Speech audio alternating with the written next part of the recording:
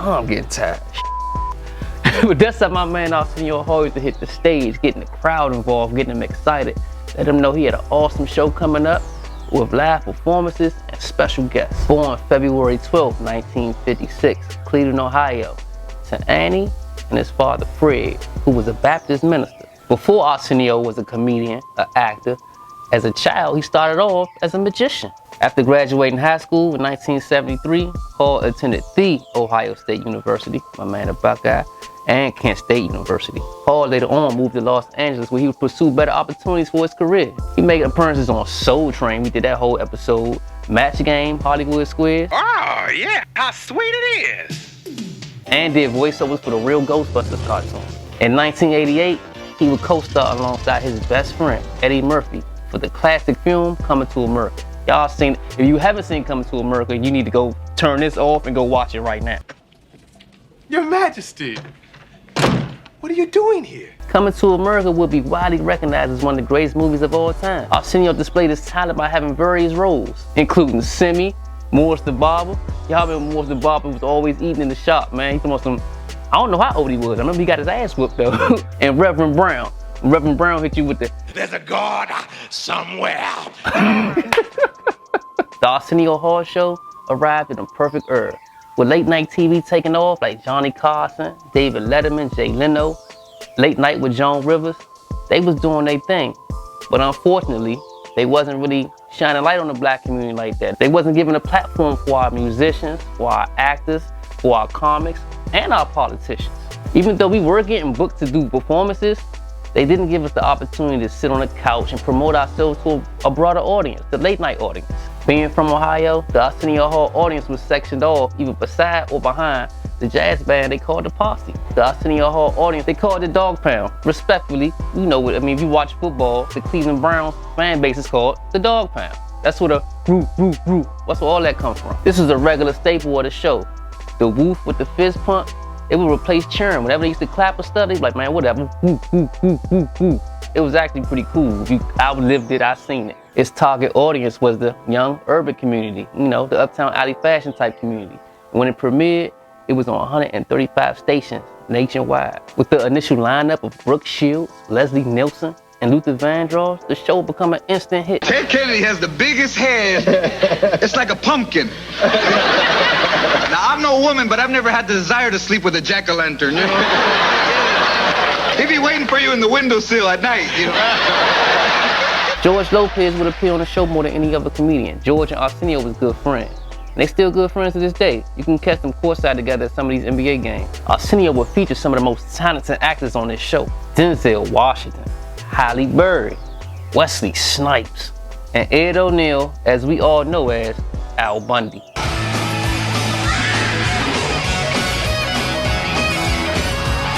He would land some of the biggest musical talent in the world. Prince, Pac, intense interviews with Madonna. The bottom line is, she was always good to the show. And the good thing about Madonna is there's always that little bit of tension where you don't know if this is gonna go right. And you don't know if she likes the host or whether she's gonna cooperate. She was always good. Whitney Houston, Snoop, and it's the first time, y'all, check this out. Lil Bow Wow was on stage in 1993.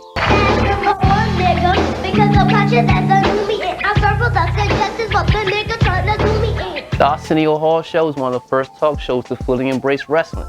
He had guys like Macho Man Randy Savage, Hulk Hogan, and my boy, The Ultimate Warrior.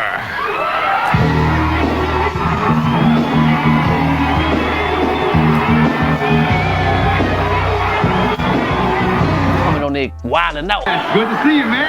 Good to see you. Right on, yeah. Arsenio would even use his platform for peace, where he would host a Commitment of Truth call with all in the same game. Magic Johnson, new co-owner of the Washington Commanders. Yes, sir. Will publicly reveal his HIV status to the world. And the next day, he would go on the Arsenio Hall Show. Magic wanted to clarify common misconceptions of the virus at that time, clearing up rumors of his sexuality, and promote safe sex.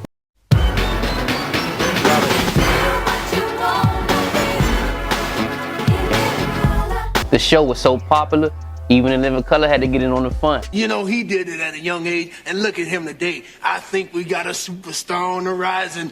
Keenan Ivory Wayans would play a parody of Arsenio Hall with a similar set, posse, and a comedic version of some of the interviews from the show. Apparently, Arsenio ain't like none of that shit for real. Arsenio Hall got real upset. He didn't like it at all. The Arsenio Hall show was so legendary, man. There was so many legendary moments going on that show. Like Eddie Murphy, which is comedic god, was crowned the best comedian from the king of pop, Michael Jackson. And then Eddie Murphy awarded Michael Jackson the best video ever award or some shit like that. And also the Arsenio Hall show is when we realized Bill was one of us.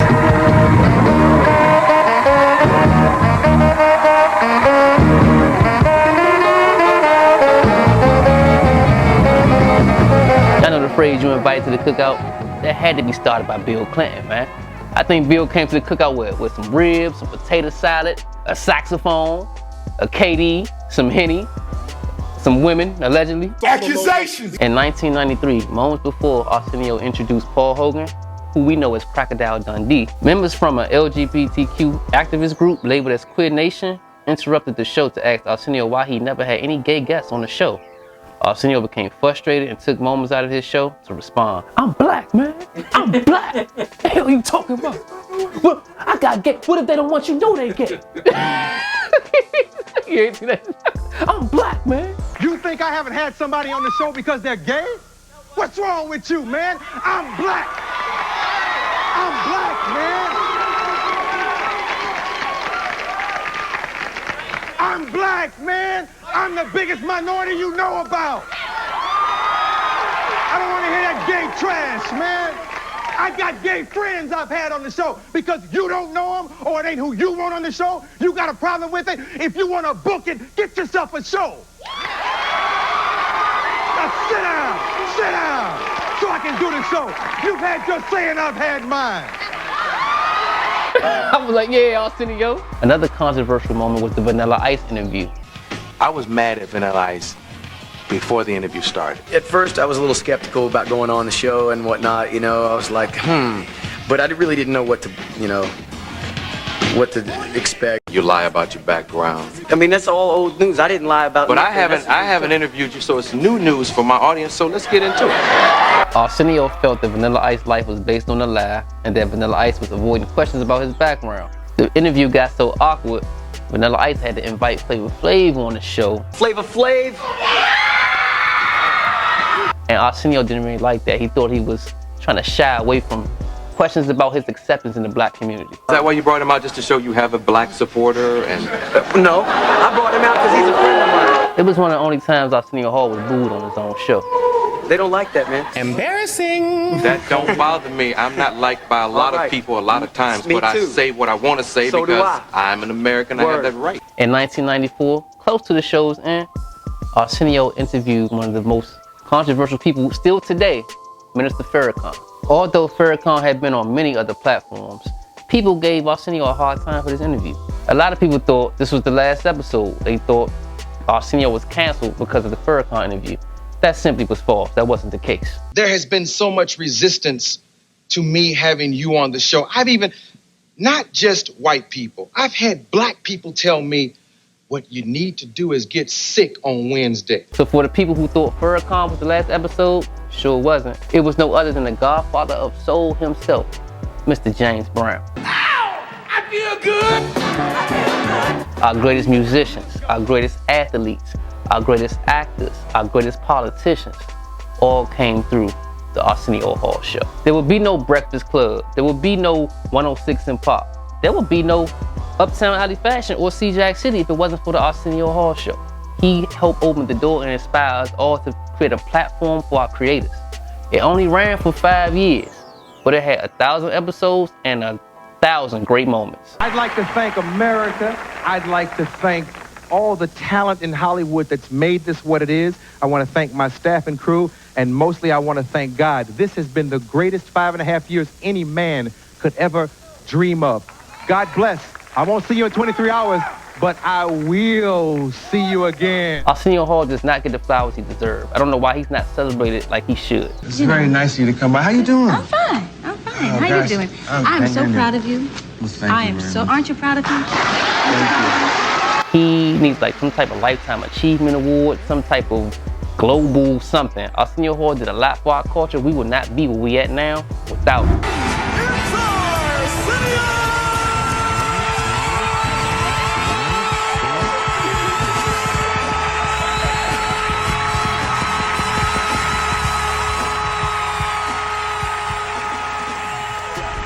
Slack time. My Uptown allies, y'all know what time it is. Slack time.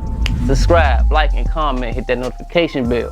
Hashtag UPTAF. Let's get it.